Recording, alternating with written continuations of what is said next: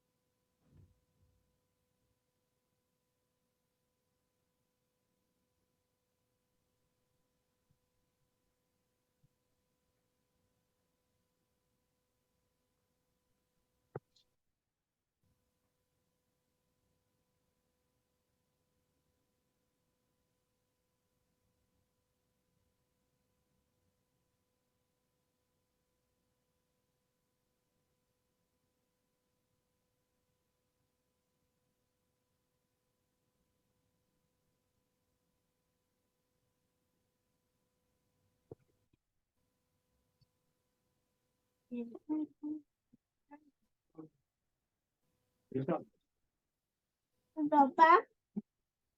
what do you have?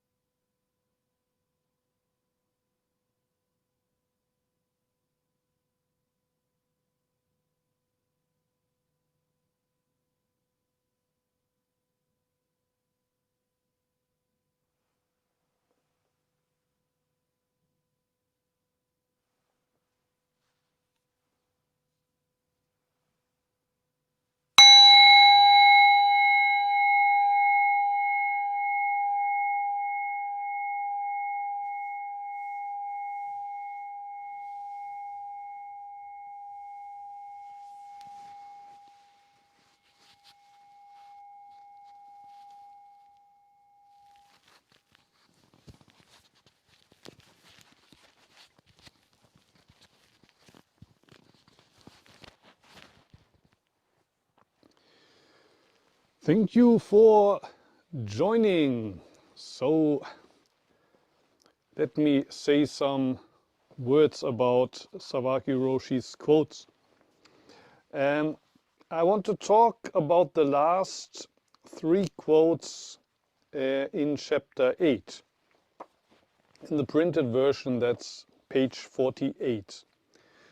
The first one: there are some who cheat on the preparatory exam, so they have to cheat on the real exam as well. Otherwise, they won't pass. They go so far with their stupidity that I almost owe them my respect. But actually, if you think about it, you find the same sort of stupidity everywhere in this world.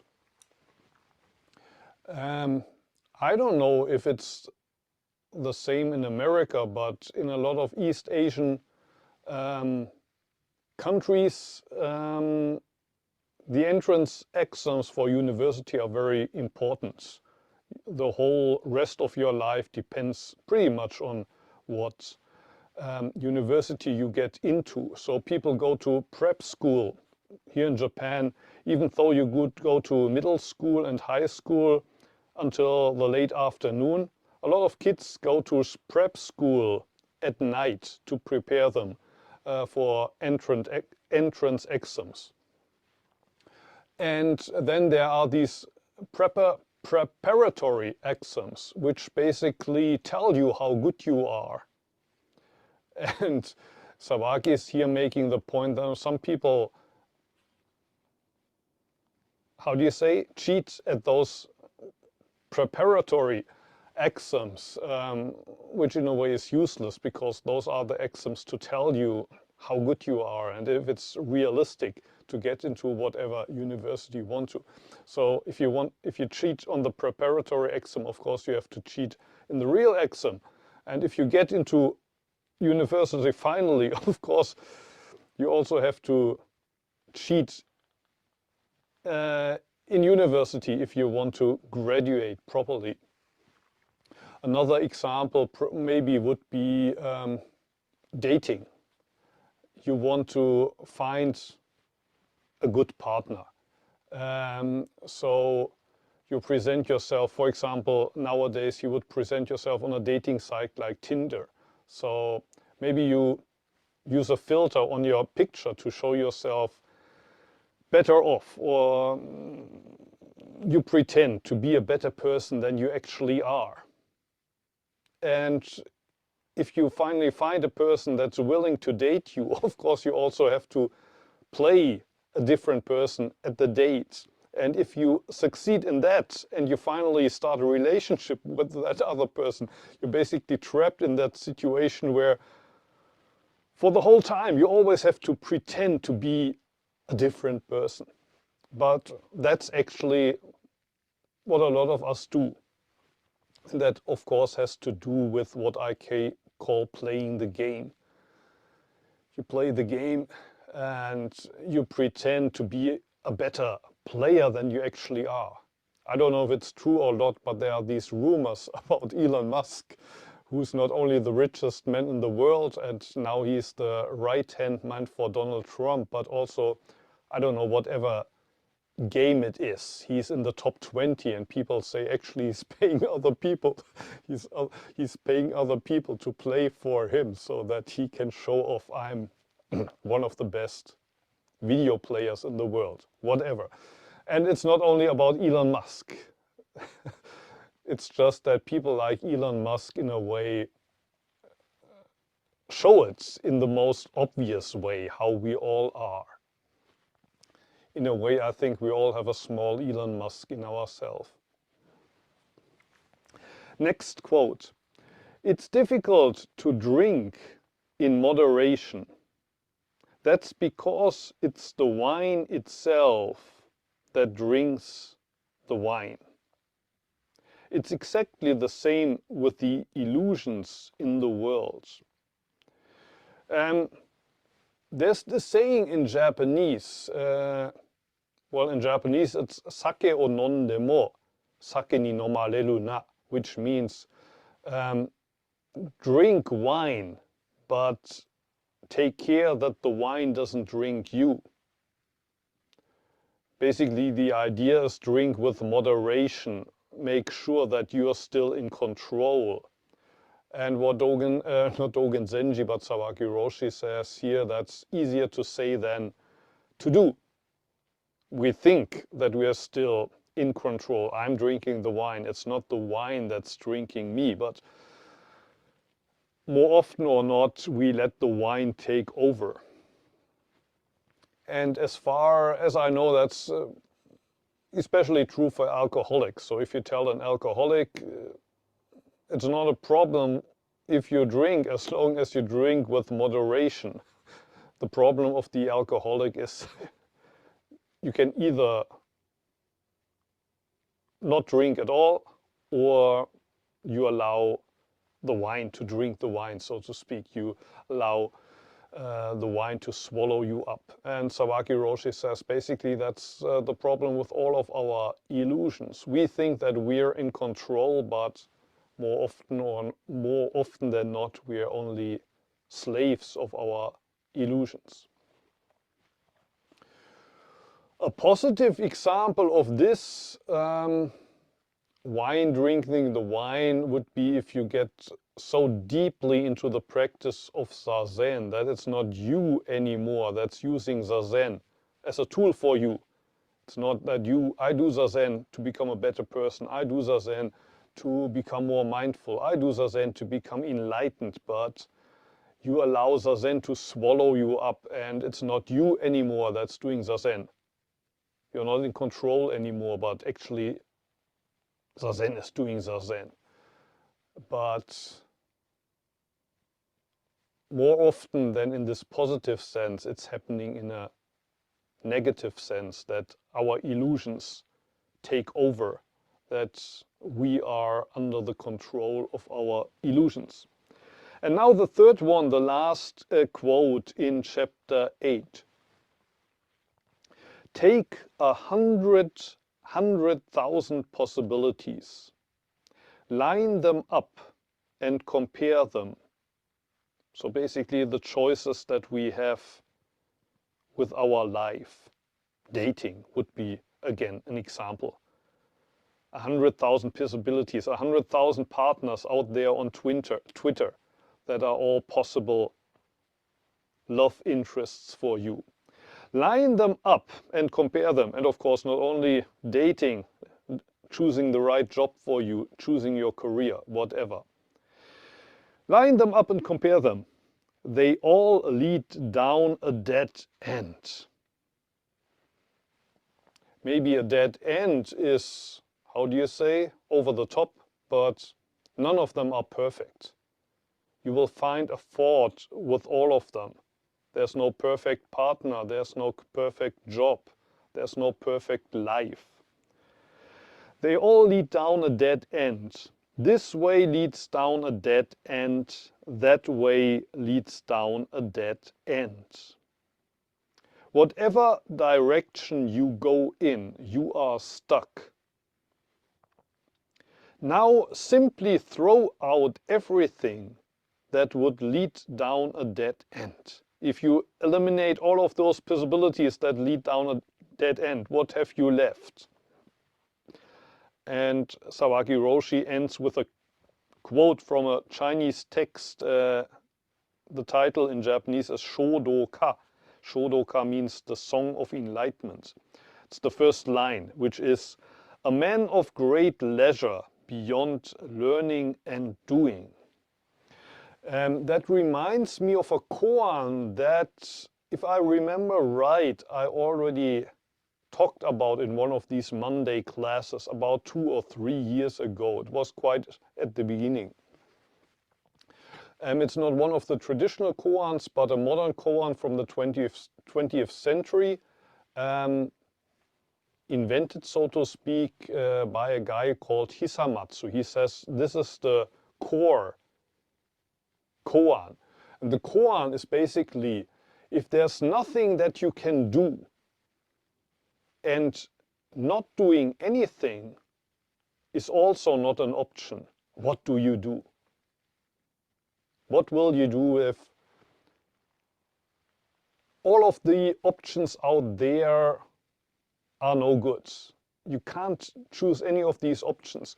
But doing nothing is also not an option.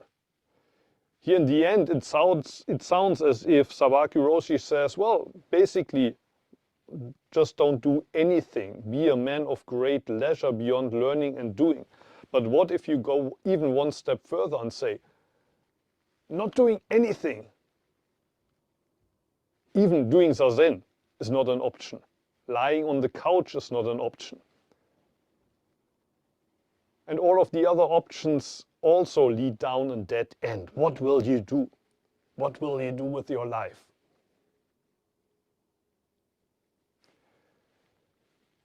Okay, so much from my side for the time being. If you have questions, things you would like to share, you're welcome to do so. Otherwise, if there's no questions, I can also continue with chapter 9. But first, if there's anything you would like to say or ask, please do so. Any questions? Anything from your side?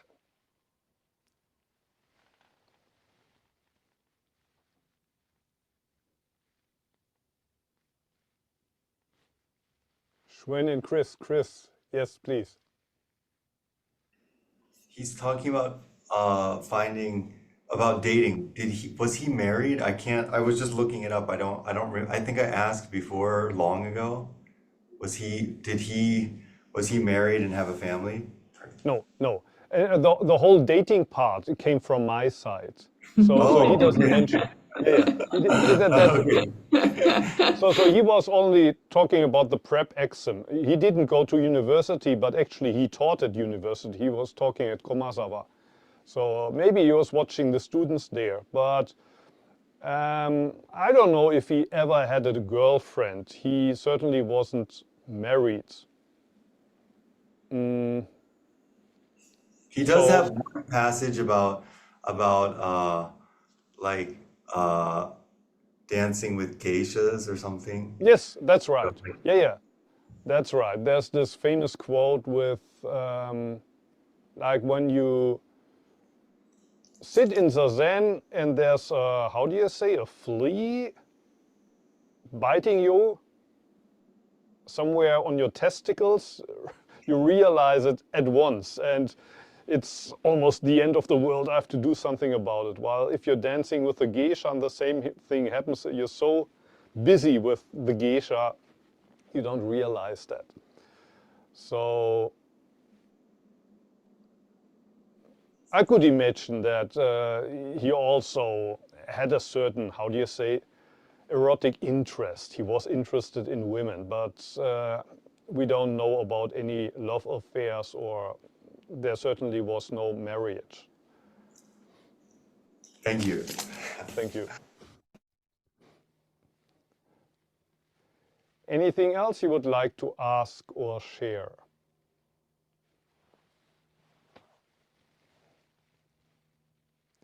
Kenza, please. Thank you. For some reason, I can't find the lifting the hand thing, so I just lifted my hand. I just wanted to say that what I like is Kodo Sawaki always makes me feel like a fool. And I think it's wonderful. It's very refreshing. Just wanted to share that. Yeah. He's very good at that, and without any disrespect to Sawaki Roshi intended, I think the reason why he's so good at it, because he's a fool, but he's very aware of that, and he's not afraid to basically get it out into the open, his own foolishness. And when he's talking about illusions, he's not talking about the illusions of the others out there. He knows what illusion means. He's very honest about his own illusions, about his own foolishness, and That's why we see ourselves in that mirror. He's holding a mirror to us. But he's not trying to present himself as this perfect guru. That's what makes it easier for ourselves to recognize ourselves in that mirror.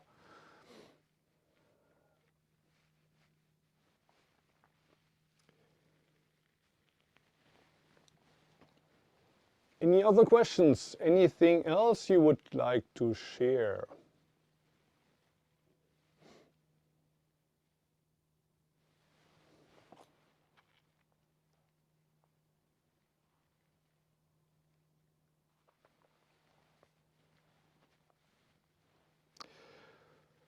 Shall we start with the first couple of quotes of the 9th chapter? That would be page 49. They're all pretty short. The title of the chapter is "To You Who Would Like to Slap Your Boss with a Letter of Resignation." Well, I, for my whole life, was never employed in the company, but I could imagine anybody who was ever employed and had to work under a boss knows this feeling that you think about, well, maybe next Tuesday, tomorrow, the first thing I'm gonna do is I'm gonna tell my boss he can do it without me. Of course, Sawaki Roshi also, he was never employed, but he probably knows this kind of feeling that I'm gonna quit. And Sawaki Roshi starts with a quote, "As a human being, you can walk freely in any direction you choose." You can walk freely in any direction you choose. In a way, that's the answer to that question, or to the koan. If there's nothing you can do, and even doing nothing is not an option, what do you do? What do you do if there's nothing you can do? If there's nothing you can do, then the answer is you can do anything. You can walk any direction you want. It's just the point is that when you do that, make sure you really walk that path to the end. Make sure it's your path.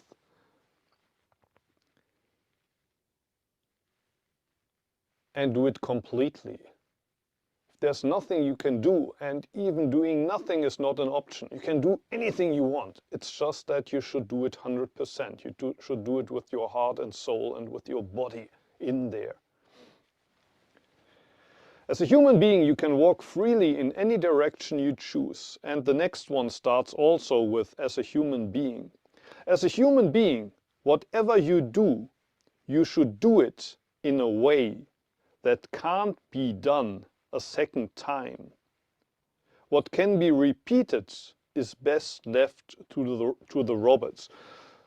So I said do it 100%, which is a phrase that a lot of people use. Some people also say do it 120%.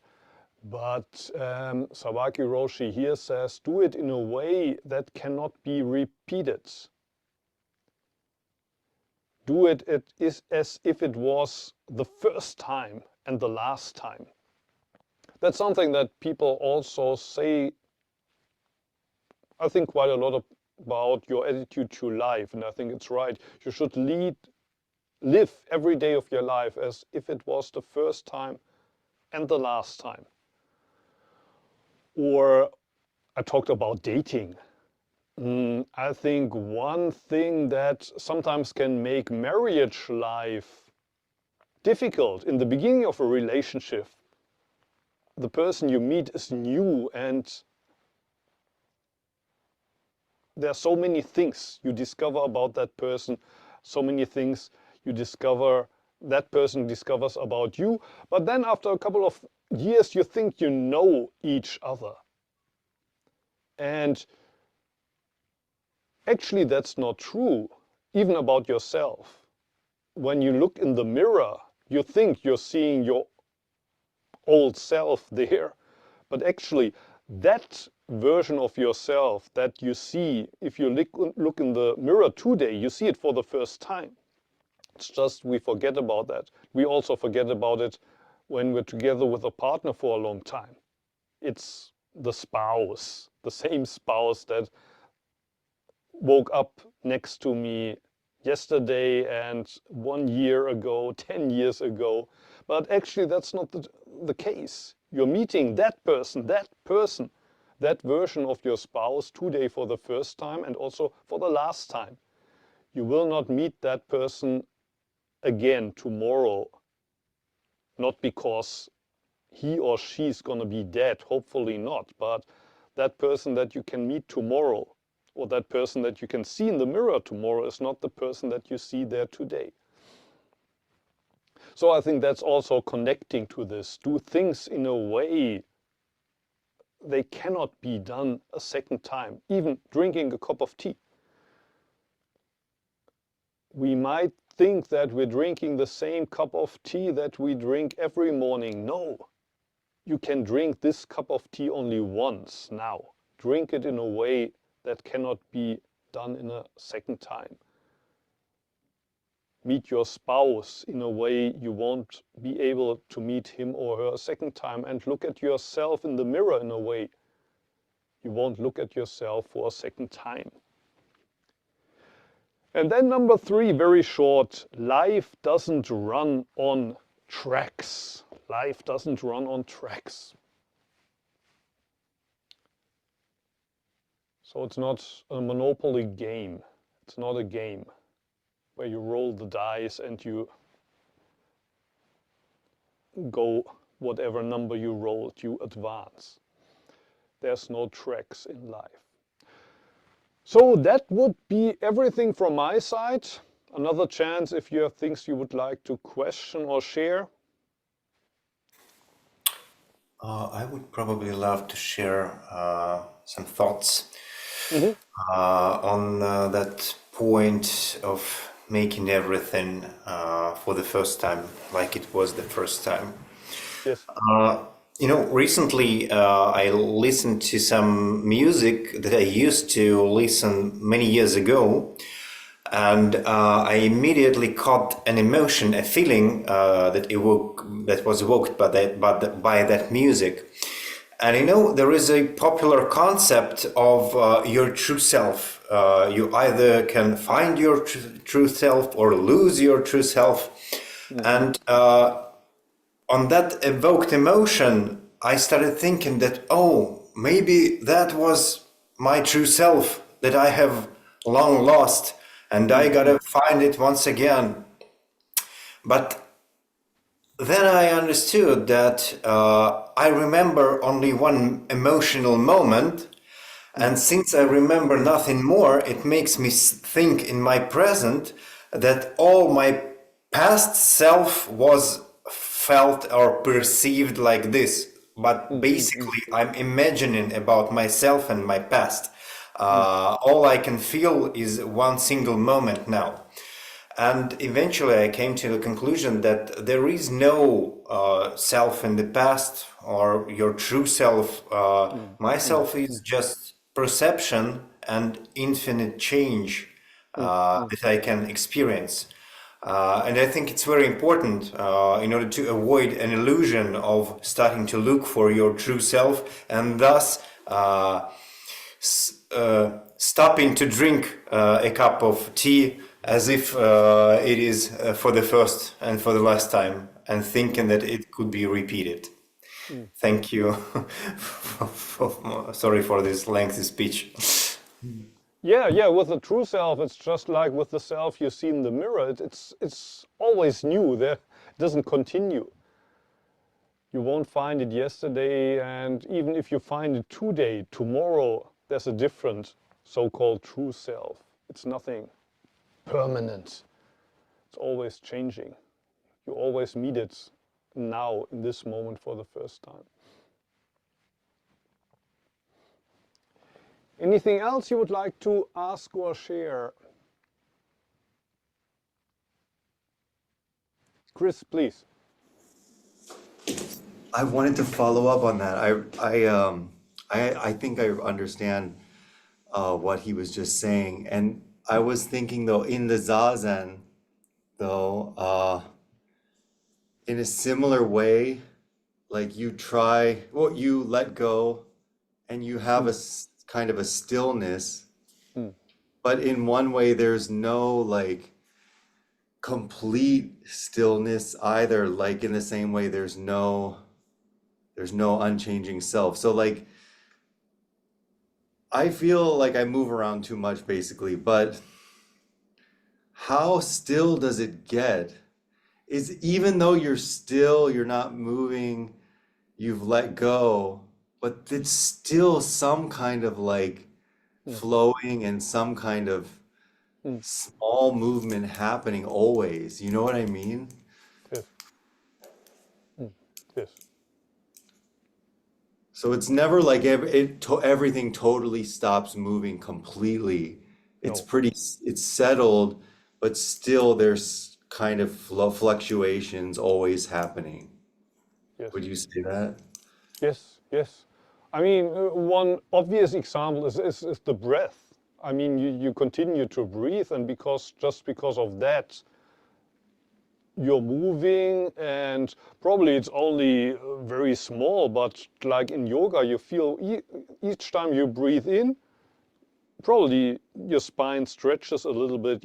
Each time you breathe out, it contracts a little bit. It's very, very small, but this kind of movement, but like my live streams, and sometimes I put up a 1 minute short on YouTube, and then I play it like 20 times, 30 times the speed. And when you see me sitting in real time, it looks as if I'm not moving, but when you see that if it's 10 times the speed, 20 times the speed, I'm moving. And that's only natural. And sometimes, like after 20, 30 minutes, I become a little bit like this, but then at the end of the period, my spine stretches again. And all of that, of course, is part of the life experience. I mean, the same, of course, for our mind is true. The mind is never completely still. The mind is always in movement. The body is always in movement. But it's also possible to find a certain stability in that movement, to settle in there, so you're not, how do you say, moved around so much by the movement of your body and mind. You find a certain stability, but even that stability, it's not a perfect 100% stability.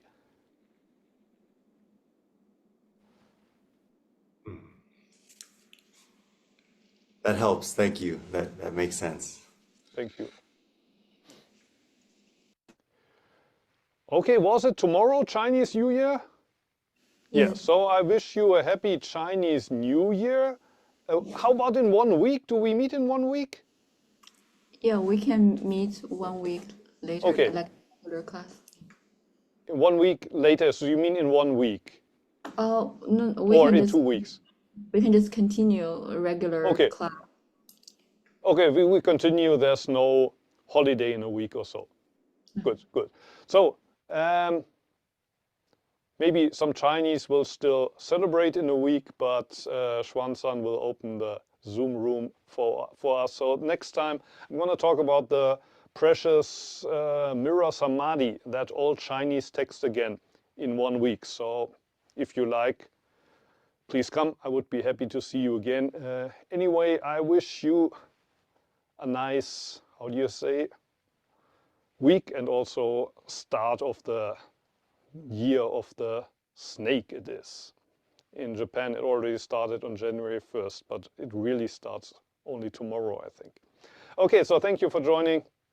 Have a nice week. Have a nice year of the snake. See you again. Thank you for Xuan for hosting us.